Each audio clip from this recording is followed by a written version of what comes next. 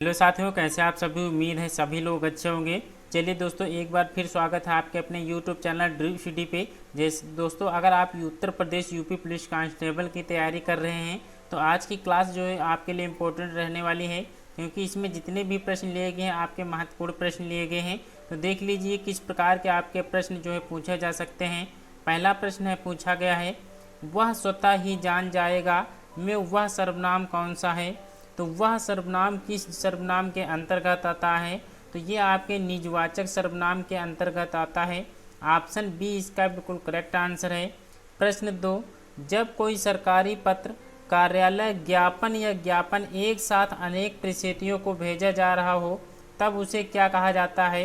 तब उसे जो है अधिसूचना कहा जाता है। ऑप्शन बी इसका सही जवाब है। प्रश्न 3, महावीर प्रसाद द्विवेदी ने आदिकाल को क्या संज्ञा दी है। प्रश्न 3 का जवाब करना है। तो महावीर प्रसाद द्विवेदी ने आदिकाल को जो है बीजोपन काल की संज्ञा दी है। ऑप्शन डी इसका सही जवाब है। अगला प्रश्न, दिए गए शब्दों में से नित्य एक वचन में प्रयोग होने वाला शब्द कौन सा नहीं है। यानी एक वचन में कौन सा शब्द प्रयोग में नहीं किया जाता है। जनता एक वचन में किया जाता है, पानी भी किया जाता है, आकाश भी किया जाता है, लेकिन हस्ताक्षर ये आपका बहुवचन के रूप में हमेशा प्रयोग होता है, ना कि एक वचन के रूप में प्रयोग होता है। तो ऑप्शन सी इसका करेक्ट आंसर है। सभी स्वरों का वर्गीकरण जब जीव के भाग के आधार पर किया जाता है तो निम्नलिखित में से कौन सा भेद इसके अंतर्गत नहीं आएगा। तो इसके अंतर्गत जो नहीं आएगा वो विवृत स्वर नहीं आएगा। अग्र स्वर, मध्य स्वर, पश्च स्वर, ये जो आपके हैं तीनों आपके जीव के भाग के आधार पर जो है इसके अंतर्गत आते हैं, लेकिन ऑप्शन डी इसका बिल्कुल इसमें सही जवाब दिया गया है। अगला प्रश्न, निम्नलिखित में से कौन सी वर्तनी शब्द से दृष्टि से गलत है। तो कौन सी दृष्टि से गलत वर्तनी दी गई है। तो आँख जो है इस प्रकार से नहीं लिखा जाता है, आँख जो है इस प्रकार से लिखा जाता है। तो ऑप्शन डी इसका बिल्कुल करेक्ट आंसर है। प्रश्न 7, वर्तनी की दृष्टि से दिए गए विकल्पों में से अशुद्ध विकल्प का चयन कीजिए। अशुद्ध विकल्प का चयन करना है। तो महीना, पूजनीय, उपयुक्त, सभी इसमें जो है दो ऑप्शन इसमें बिल्कुल करेक्ट दिए गए हैं, लेकिन व्यंग जो दिया गया है ये आपका गलत दिया गया है, ये आपका इसमें त्रुटिपूर्ण वाक्य है।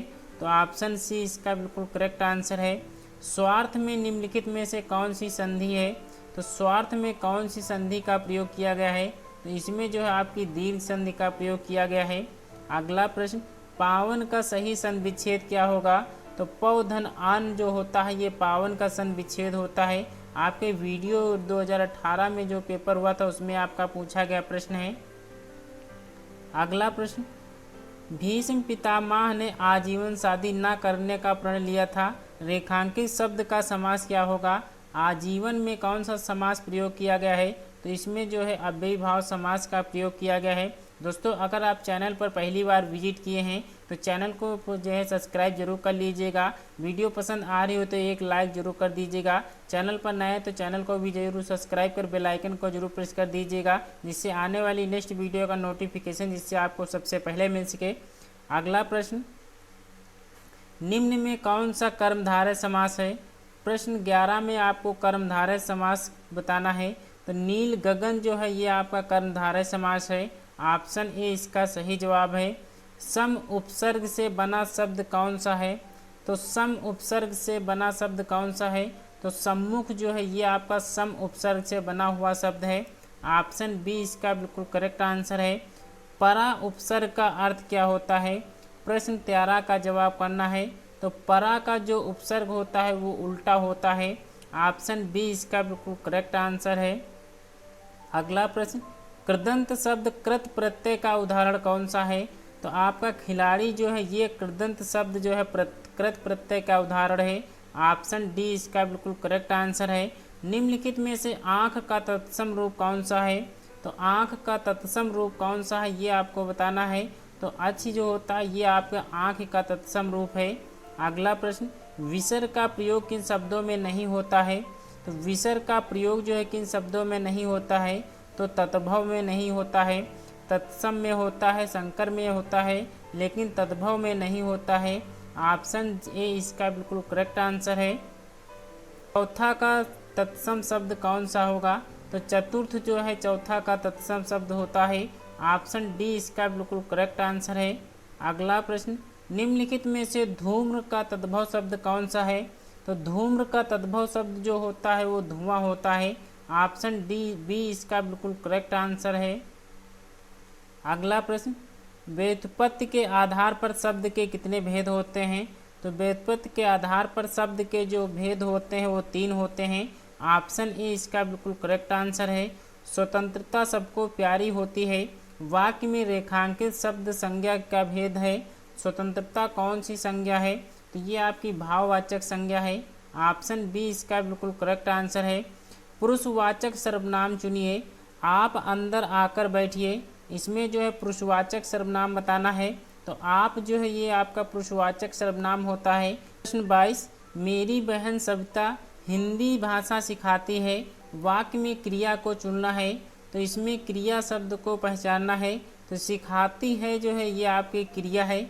ऑप्शन सी इसका बिल्कुल करेक्ट आंसर है। आहा आप आ गए। वाक्य में आहा शब्द क्या है? तो ये आपका जो शब्द है आपका अव्यय शब्द है। ऑप्शन सी इसका बिल्कुल करेक्ट आंसर है। सीता सखियों सहित पुष्प वाटिका गई। वाक्य में रेखांकित अव्यय प्रयोग निम्नलिखित में से उदाहरण है। तो सीता सखियों सहित पूछा गया है, तो ये आपका जो है संबंध बोधक वाचक है। ऑप्शन सी इसका बिल्कुल करेक्ट आंसर है। अगला प्रश्न, कौन सा शब्द अनेक का पर्यायवाची है? अनेक का पर्यायवाची शब्द आपसे पूछा गया है। तो सेना जो होता है ये अनेक का पर्यायवाची शब्द होता है। कामदेव का पर्यायवाची शब्द कौन सा है? तो मनोज जो होता है ये आपके कामदेव का पर्यायवाची होता है। ऑप्शन सी इसका बिल्कुल करेक्ट आंसर है। अग्रज का विलोम शब्द क्या है? तो अग्रज का विलोम शब्द जो होता है अनुज होता है। अगला प्रश्न, दीर्घायु का विलोम शब्द क्या होगा? तो दीर्घायु का विलोम शब्द जो होता है वो अल्पायु होता है। ऑप्शन बी इसका बिल्कुल करेक्ट आंसर है।